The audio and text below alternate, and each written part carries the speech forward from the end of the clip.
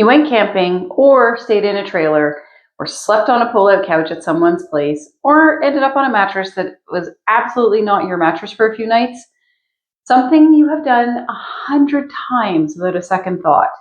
And you came home feeling like you'd been in a minor car accident, stiff, sore, exhausted, creaky in places you forgot had names, functioning at about 60% for days afterwards, not injured, not sick, just absolutely wrecked by a normal thing that your body used to handle without even blinking. Meanwhile, you're pretty sure you spent entire summers as a kid sleeping on the ground on a fold-out camping cot, some friends' floors, and bounced up at 7 a.m. ready to go. Your body at 12 handled that without drama. Your body now has filed a formal complaint and is waiting for a response. It's not just the mattress. Your body's ability to recover has genuinely changed, and understanding why is the first step to doing something about it. I'm Debbie, a holistic nutritionist for 15 years, and what that means is that I look at the whole person, body, mind, and spirit. Recovery sits right at the intersection of all three, and when it starts declining, it's almost never just one thing. It's a combination of inflammation that's running higher than it used to, nutrition gaps that have accumulated, sleep quality that's changed, and the fact that most of us have been treating our bodies like they'll just cope indefinitely. They will, for a while, and then they'll start sending you very clear messages that the arrangement needs to be renegotiated.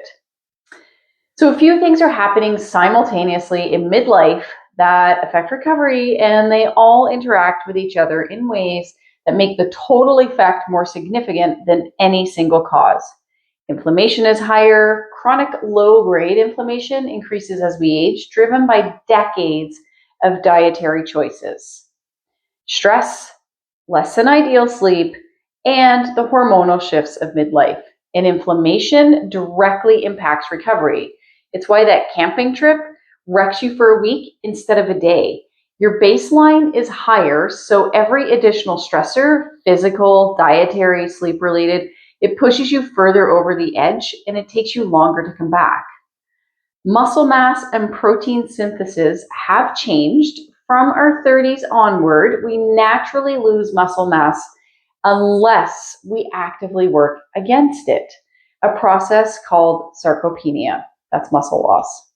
Less muscle means less metabolic resistance, slower physical recovery, and less structural support for joints and connective tissue. Your body also becomes less efficient at synthesizing protein from food, which means you actually need more of it than you did in your 20s to maintain and repair tissue. Sleep quality has changed. Even if you're getting the same hours, the quality and architecture of sleep in midlife shifts. Less deep sleep, more frequent waking, less REM sleep. And deep sleep is when your body does the bulk of its physical repair. Tissue regeneration, hormone production, immune function, cellular cleanup. Less quality deep sleep means less recovery happening overnight, regardless of how long you're in bed. Your hormonal recovery support has declined. Estrogen, testosterone, growth hormones, all of them support tissue repair and recovery. All of them decline in midlife.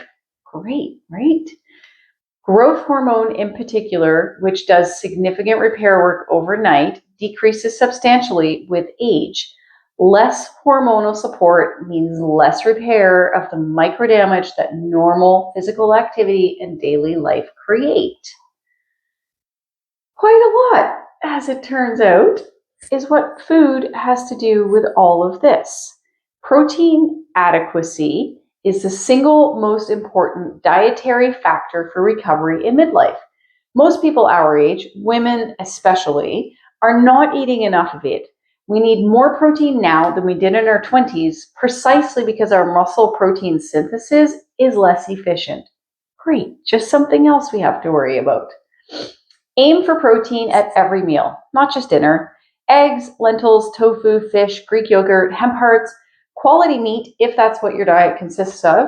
This is not optional for recovery. It's the raw material your body uses to repair itself. anti-inflammatory foods consistently. The camping trip doesn't wreck you because of the mattress alone. It wrecks you because it's an additional stressor on top of baseline inflammation that's already elevated. Reducing the baseline inflammation through food makes every individual stressor more manageable. Leafy greens, berries, olive oil, fatty fish, or algae-based omega-3s, ginger, turmeric, consistently, not occasionally. Collagen supporting foods for connective tissues. Bone broth, if that works for you. Vitamin C rich foods, because vitamin C is essential for collagen synthesis, and most of us aren't getting enough. So think things like berries, citrus, bell peppers. Your joints and connective tissue will thank you. Hydration. Pouring reliably more than you think you need. Dehydration impairs every aspect of recovery and presents as fatigue, brain fog, and muscle soreness before it presents as thirst. If you're running on coffee and not drinking enough water, that's a meaningful factor in how long recovery takes.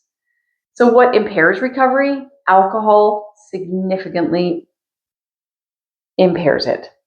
Even a moderate amount impairs sleep architecture, increases inflammation, and impairs protein synthesis.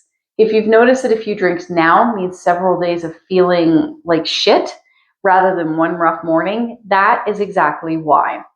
The system has less tolerance for it because it's already working harder.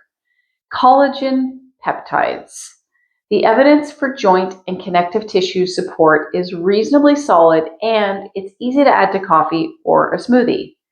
Creatine. It's genuinely underrated for midlife recovery. It supports muscle energy symptoms, reduces muscle damage from exercise, and has good evidence for cognitive function too, not just for people who lift heavy things. Magnesium glycinate before bed supports deep sleep quality, which is where your recovery actually happens.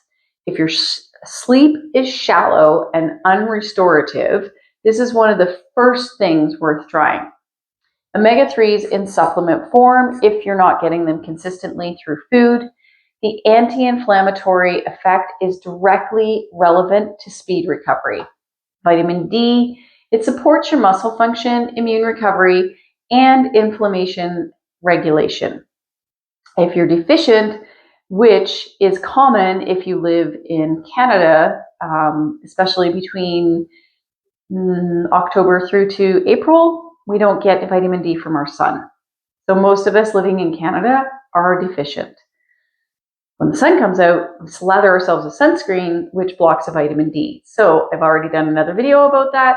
So I'll link that video in the description below for you to go and watch. But if you're deficient, which is common, your recovery will be impaired at a fundamental level. Move to recover, not to punish. This is a counterintuitive one. When your recovery is slow, the temptation is to either push through with more intense exercise or stop altogether. Neither one is the answer. Gentle, consistent movement, walking, swimming, yoga, mobility work, it actively supports recovery by impairing circulation, reducing inflammation, and maintaining the muscle mass that makes your body more resilient. Intense exercise without adequate recovery time is actually adding to your inflammation load, not reducing it. The goal is to build a body that recovers well, and that happens through consistent, moderate movement, adequate protein, anti-inflammatory eating, and genuinely prioritizing sleep. All very boring things, not through heroic efforts followed by a collapse. So the camping trip, the workout that wiped you out for a week, the social weekend that took days to recover from, these aren't signs that you're falling apart. They're your body clearly asking you for things it needs more of right now. More protein, less inflammation, better sleep, consistent gentle movement, a bit more support than you've probably been giving it.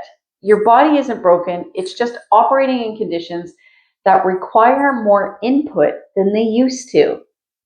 And the good news is that food and lifestyle changes make a genuinely noticeable difference to recovery, faster than most people expect when they start taking it seriously. So start with protein at every meal, get your inflammatory basics in consistently, take your sleep seriously, put down the damn phone, move gently every day, small, consistent changes. These are things your body will tell you it's noticing. So subscribe for more No BS nutrition and wellness content, and I'll see you in the next one.